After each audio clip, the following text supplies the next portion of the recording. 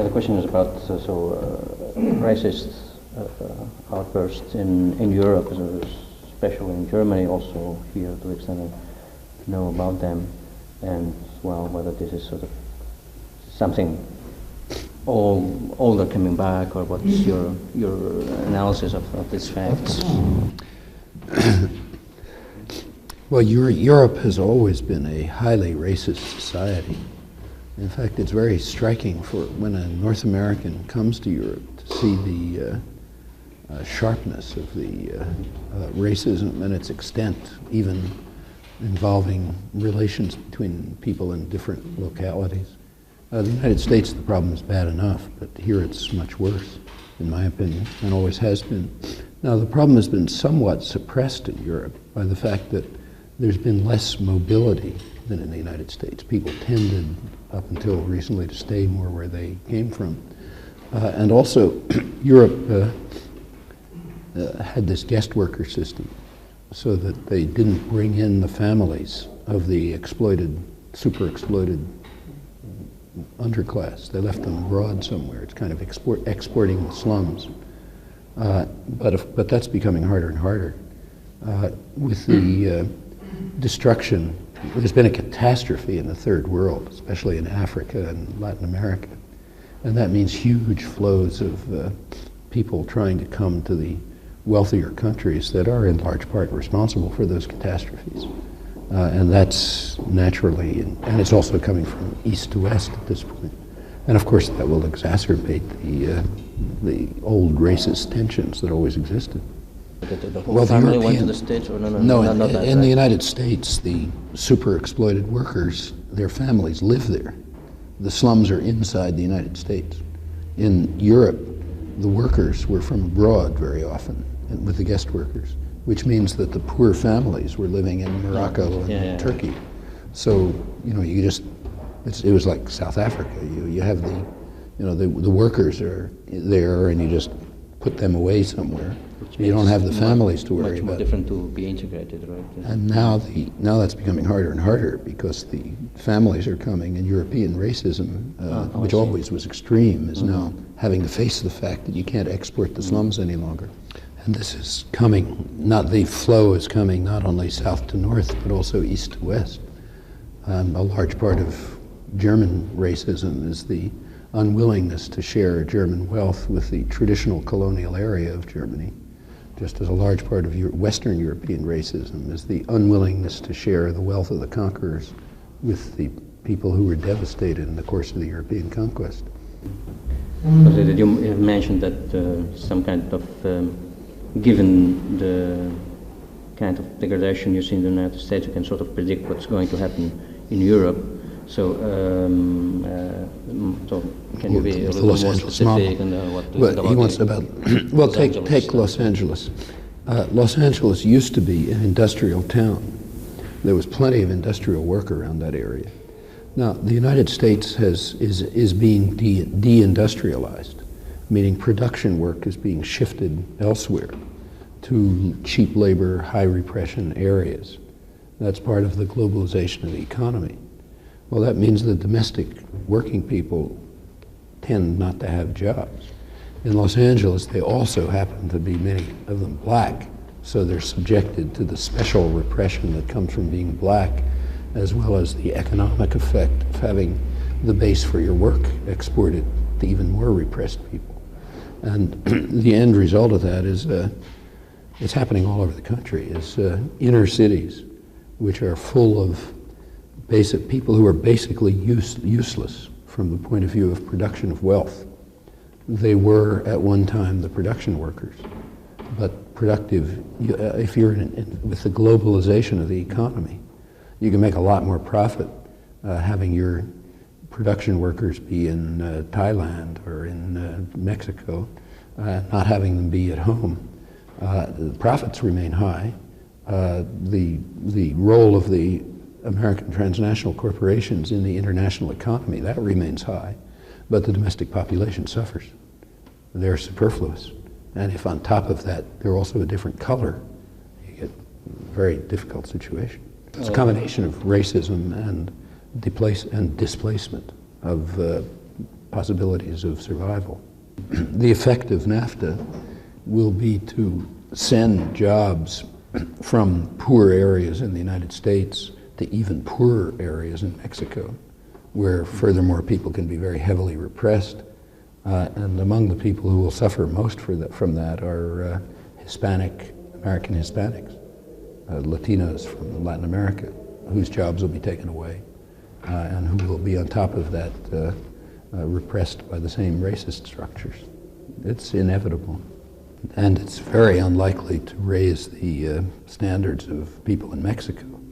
Mexico has such a huge overpopulation of laborers that the corporations, and it has such a repressive state apparatus, that the corporations will be able to keep wage labor down. It's no reason to expect it to rise. In fact, the labor force may even increase, because one of the effects of the free trade agreement will be to send into Mexico agricultural production from high technology and subsidized U.S. agribusiness, which is going to drive out subsistence agriculture in Mexico. And the predictions are about 13 million Mexican rural people will probably flee to the cities, where they just become an even bigger labor force to keep wage labor down. So the effect of this agreement may be to depress wages both in North America, in the United States, and in Mexico. And the same thing is certain to happen in Europe.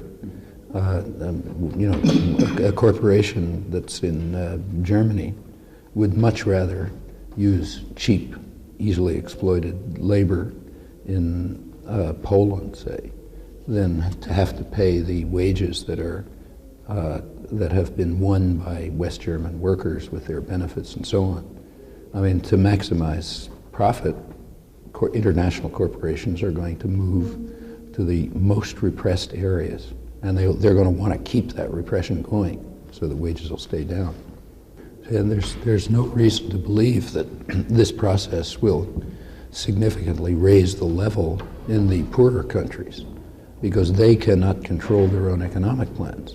I mean, it's not like when the British invested in the United States in the 19th century, because the United States was strong enough so that it controlled how that was done and protect its own domestic industry and ultimately become a major industrial power itself. But Poland's not going to have that opportunity. In fact, a crucial part of the current GATT negotiations are the requirement that the poorer countries open themselves up to control by the financial institutions in the rich countries. So that means that the banks in Japan and Germany and Zurich and New York will control the economic plans for the third world. They're not going to be able to control their own plans because they won't be able to make any decisions. All of the financial decisions about these countries will be made in the capitals of the rich countries. That's a crucial part of GATT. Why did you choose the topic for this series of lectures? Linguistics and all the cognitive revolutions. Is it that it sort of sums up the things you've been interested for some time? Or? Well, I have two separate intellectual lives. One of them is in linguistics, philosophy, cognitive science, and the other is in politics, human problems, popular struggles, and so on. And these two parts of existence go on in parallel. So in this trip to Europe, it's split between the two, as in most of what I do. So I've been traveling around Europe for a couple of weeks, giving talks, and public talks, and television and press interviews, and so on philosophy, linguistics, New World Order, problems of power, and the whole range of things, which is what I usually do. I usually do it in the United States, not in Europe. Well, the question is about the relationship between these two interests, and so whether there is some kind of relationship, and in particular whether there is something to say about the language of power, and the language that the power uses to be effective. There's a lot to say about the way that language is used to control and to deceive and so on, but you don't need any sophistication in linguistics to talk about this. It's all trivial and common sense. In fact, there's virtually nothing in the political world that requires any special training or understanding. If there's any connection at all, it's much more abstract, something to do with conceptions of human freedom and so on, but nothing that has any relation to direct analysis of institutions and the way they function and the way they oppress and people's struggles for freedom and so on. All of that can be understood by anybody. Intellectuals have a kind of a task of making it appear difficult, but that's just part of the way in which you try to marginalize people and make them feel powerless. I refer them to some of the things that Carlos Otero has written on the connections, which are kind of interesting. He's written a lot of it in Spanish. On the questions of human nature, freedom, and linguistics. Well, the question is whether there is any relationship between behaviorism as opposed to another conception of language where creativity and freedom to decide and so on enters into the picture, and whether there's any political reading of possible of this, and to which extent it is possible. There's a possible relation. Behaviorism was a very appealing doctrine for people who want to control and dominate, because it essentially said that there's no moral reason not to control people. People are simply, they're simply controlled by something or other, so I might as well be the controller. On the other hand, if you think that people have a fundamental right to freedom that's based on their own inner nature, any form of domination or authority is simply illegitimate unless it can prove itself. So the appeal of behaviorist doctrines to the cultural managers is obvious, and the appeal of ideas about human freedom to people who are more libertarian is also obvious. But whether you can actually draw any empirical, if you can, these are more or less attitudes. They're not things you can prove. They're just attitudes towards things. Well, you mentioned that that the new president of the United States is just part of a single American party, party of business, I guess, and that that Reagan was just some kind of concoction of figurehead, to fulfill a specific purpose, and so what would be the function that's sort of reserved to Clinton by this party? Well, first of all, there will be some differences between a Clinton administration and a Bush administration. The differences largely have to do with their popular constituencies. They reflect the same fundamental interests, but they appeal to different parts of the population. Now, the Reaganites were reactionary. They wanted a very powerful, repressive state, and they changed the judicial system quite dramatically to attack civil liberties.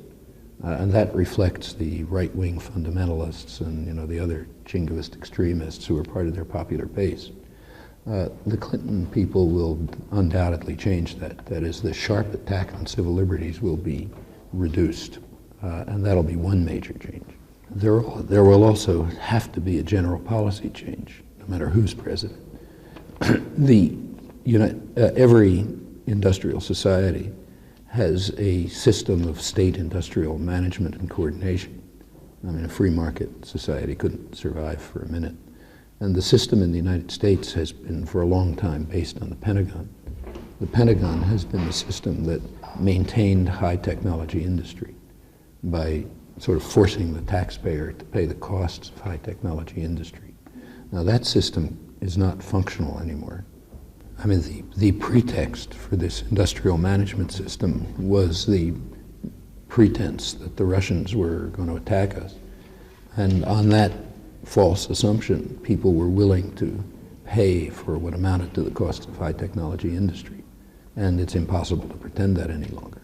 Now, another thing that's happening is that the leading edge of technology is shifting from electronics to biotechnology. And that requires, electronics was essentially maintained and cultivated by the Pentagon system.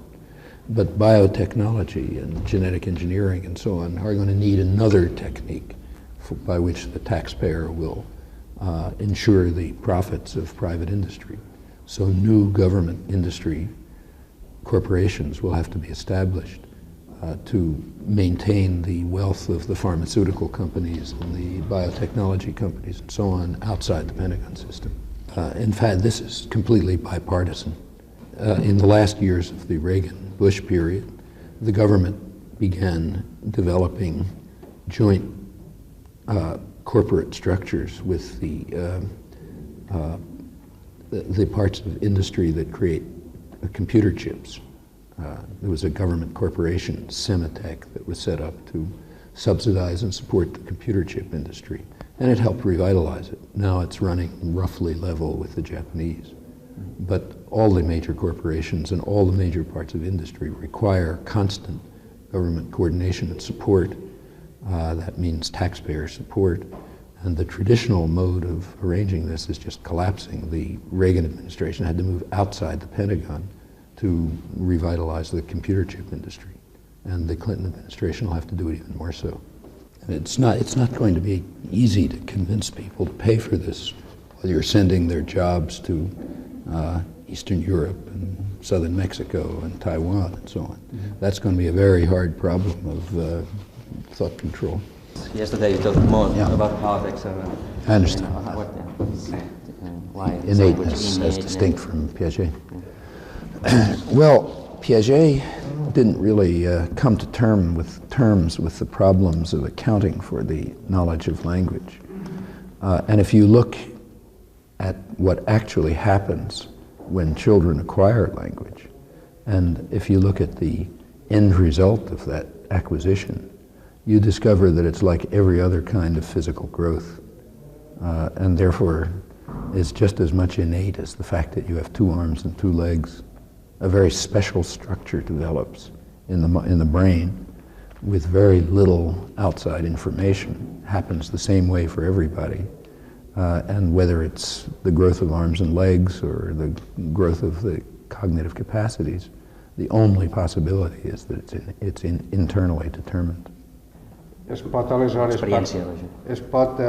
parlar de l'existència d'una gramàtica universal comuna a tota la humanitat? Has to be. I mean, just as there's a universal structure for the human visual system, there's got to be a universal structure to the human language system. I mean, language is just the unfolding of an internal structure, modified very slightly by external circumstances, just as every other aspect of complicated development is. I mean, if some Martian, say, were looking at us, he would say there's only one language with very minor variations between them. Well, the question is whether impoverishment of language, meaning of the language specific about the kind of like, I think it's the same thing with English. Like, I mean, there's some things going on saying that. You mean if the language itself becomes impoverished? Yeah, particular languages. Not. I mean, people don't speak English as well in some sense. Whether this, and then the question is whether this has to do with impoverishment of thought or something. Well, you know, languages are no more impoverished than they were in the time of Shakespeare and John Milton. It's every child learns a very rich, complex language, unless they're under extreme conditions of deprivation. Now, under extreme conditions of deprivation, children won't grow properly. I mean, their growth will be stunted, you know, short, and their minds will be stunted too. But if they live in any sort of a reasonable environment, they'll create a rich, complex language. just as much now as in the period of Shakespeare. And every language is the same in this respect. I mean, a language is just an expression of the nature of human intelligence. And unless there's some outside condition that prevents its development, it'll grow into a flourishing instrument. When people talk about impoverished language, it's just doesn't mean anything. It just means they're not speaking like the rich people used to. I'll give an example in a second. Do people here know what rap is? Rap? I mean, R-A-P. No, there's the ghetto style music, rap music. Okay. Rap, yes. Well, you know, one of the linguistically most exciting things that's going on with a lot of imagination and innovation and rich use of language and is coming out is what's called rap, which comes out of the most impoverished black ghettos. And it involves a linguistic, complex use of language and intricate linguistic innovation of a kind that's rarely found. And that's coming out of the most impoverished part of American society. Well, are there languages which are more easy or more difficult, and what are the consequences if this is true? There are languages which are, every language is equally easy for anybody to learn. In fact, in most parts of the world, pre-industrial world, children grow up speaking many languages, many different languages just automatically. And there's no measure of difficulty between them. Now, if I speak English, it's easier for me to learn Spanish than it is to learn Swahili, but that's only because the languages are closer together. I mean, it would be no problem for you to learn Italian. You just change a couple of words, because they're so close. It would be more of a problem to learn Hungarian, because the language is very different.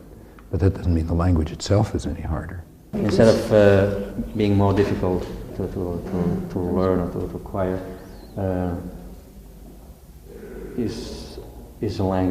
can a language be more complex than another language, and then with the consequences?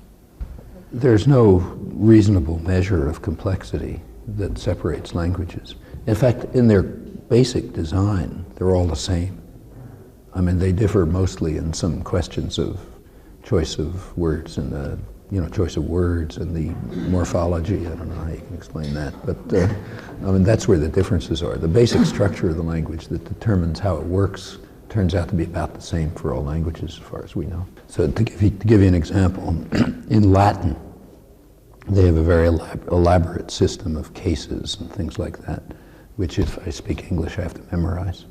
Well, it turns out that English has exactly the same system. It's just being computed quietly and not coming out the mouth. And by now there's pretty good evidence for that. There are two ways of... Dues postures.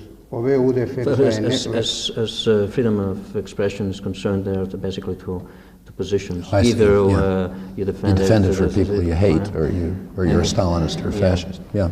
I mean, that was basic. Should there be any limits? I mean, that's not my invention. That's the position of the Enlightenment. It's the position of Voltaire and others. And the point is obvious. I mean, even Stalin was perfectly in favor of freedom of expression for views that he accepted. So belief in freedom of expression means belief in freedom of expression for views that you don't like. That's what it means. Now, should there be any limits?